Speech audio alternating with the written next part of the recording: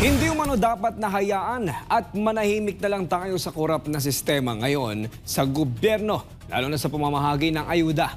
Ani Baguio City Mayor Benjamin Magalong, dapat tayong magsalita upang mahinto ang maling gawain ng ilang mga nasa gobyerno. Kasunod ito ng pagsiwalat ng alkalde sa Anyay 777 scheme. Narito ang balita ni Carla Abellana. Ganyan nakakurap yung sistema, hindi na lang tayo himik. Tatahimik na lang tayo. Eh paano, 5 years from now, 10 years from now, sino maghihirap? Di ba itong mga bata? Itong mga bata ngayon, mga generation ngayon.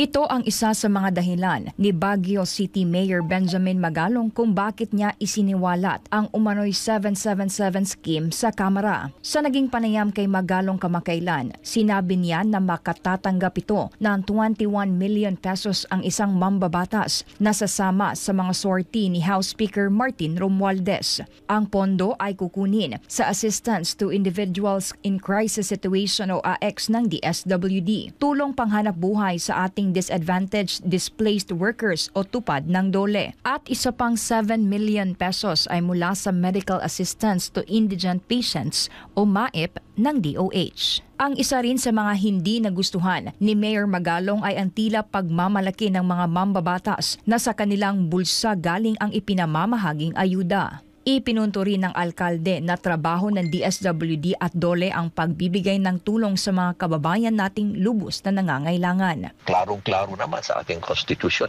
Ano ba ang trabaho ng mambabatas? Hindi ba gumawa ng batas? Yun lang. Eh paano ngayon na nangyayari na pagdating sa ayuda sila yung nagdi-distribute? Hindi rin sang-ayon si Magalong na basta na lang pabayaan ang ganitong sistema. Yung mali, gawing tama. Yung tama, panatiliing tama. Hindi ba dapat ganun ang sistema natin? Hindi yung mali, tolerate na lang natin. Silent na lang tayo. Kaya nga lagi kong ina-emphasize yan eh. Silence is not neutrality. It is complicity, it is tolerance. And that's the reason why tuloy-tuloy na namamayagpag itong mga corrupt na politician na to.